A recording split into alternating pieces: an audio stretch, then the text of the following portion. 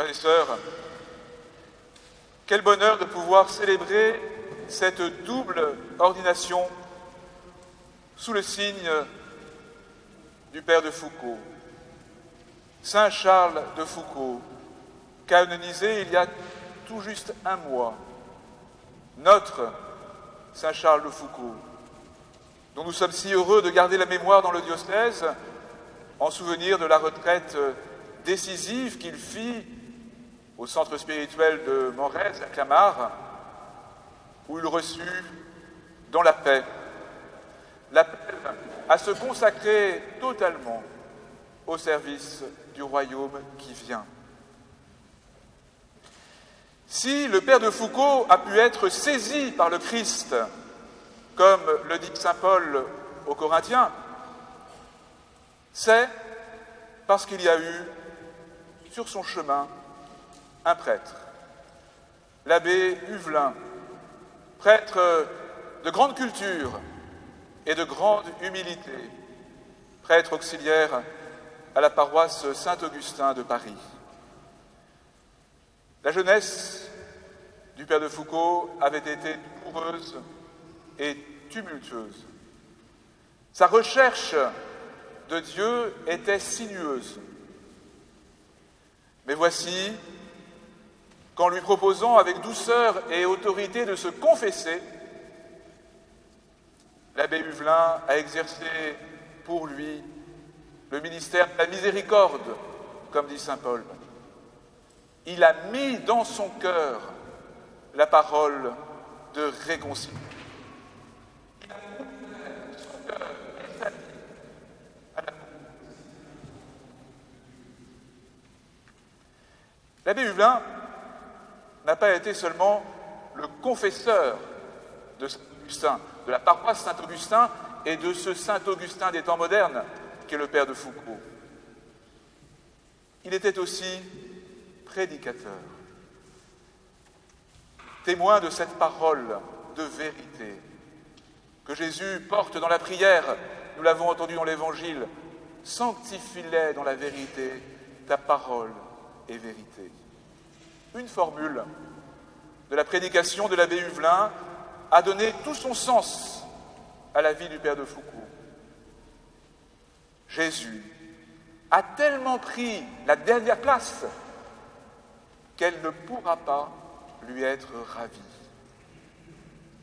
Cette formule de l'abbé Huvelin, en écho à la parole de Dieu, a délivré le Père de Foucauld de la mondité. Garde-les du mauvais, garde-les d'être du monde, dit Jésus dans sa prière.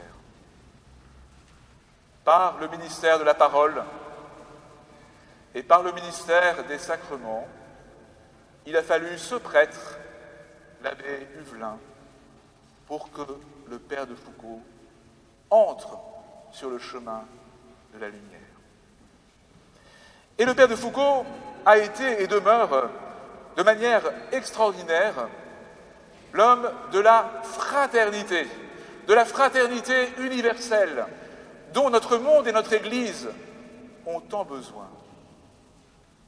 Mais si le Père de Foucauld a été l'homme de la fraternité, c'est qu'il a été profondément fils devant Dieu, notre Père.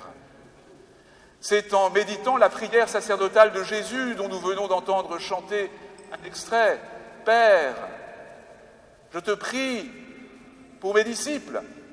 C'est en méditant cette prière sacerdotale de Jésus dans son agonie au Jardin des Oliviers que le Père de Foucauld a composé sa propre prière d'abandon que nous aimons tant, qui nous est si précieuse.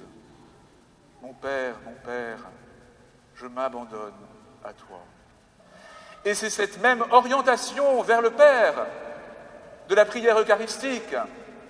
Père infiniment bon, toi vers qui montent nos louanges, cette même orientation vers le Père qui sera le cœur de votre vie, Jean-Louis et Médéric. Il n'y a pas de fraternité sans paternité. Il n'y a pas de grâce sacerdotale en dehors de la fraternité baptismale, mais il n'y a pas de fraternité baptismale sans la grâce sacerdotale. La fraternité n'est pas un horizontalisme démagogique et illusoire. Elle est le don que nous recevons de l'abandon et de la consécration du Christ lui-même dans laquelle nous sommes invités et introduits.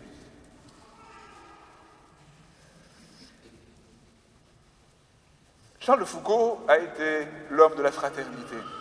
Mais précisément, s'il a été l'homme de la fraternité, c'est parce qu'il a été l'homme de l'Eucharistie. Peu de personnes ont autant que Charles de Foucault, dans le secret de son ermitage, médité et commenté la parole de Dieu. Mais peu de prêtres, peu d'hommes ont aimé autant que lui célébrer et adorer l'Eucharistie. La vie sacerdotale et la vie chrétienne est fondée sur deux amours, comme dit la chanson. La parole de Dieu et les sacrements. La vérité dont nous parle Jésus dans sa prière dans l'Évangile, contemplée et accueillie comme une grâce qui nous introduit dans la création nouvelle évoquée par saint Paul. Garde-les du mauvais, prie Jésus. Le mauvais, c'est toujours celui qui oppose, qui sépare, qui peut opposer la parole de Dieu et la célébration des sacrements. Le père de Foucault a fait l'expérience, comme nous tous, que la promesse faite à Jérémie « Je suis avec toi pour te délivrer », cette promesse anticipatrice des dernières paroles de Jésus « Je suis avec vous tous les jours jusqu'à la fin des temps », s'incarne en particulier dans la célébration eucharistique. Quand nous vivons vraiment et profondément de l'Eucharistie, nous sommes libres à l'égard de tous les découragements, de toutes les peurs, de toutes les tristesses.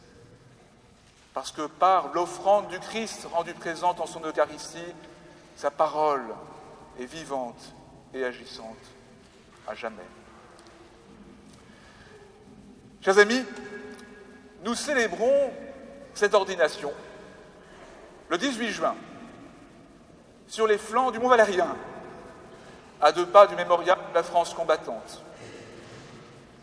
82 ans après cet appel qui a arraché notre pays au découragement, au désespoir, à la servitude. Le général de Gaulle, depuis Londres, appelait ses compatriotes à s'unir dans l'action, le sacrifice et l'espérance. Il ne s'agit pas pour moi aujourd'hui de canoniser le général de Gaulle. Mais cette concomitance de lieu et de date nous invite à proclamer fermement que la flamme de la foi, de l'espérance et de l'amour ne doit pas s'éteindre et ne s'éteindra pas.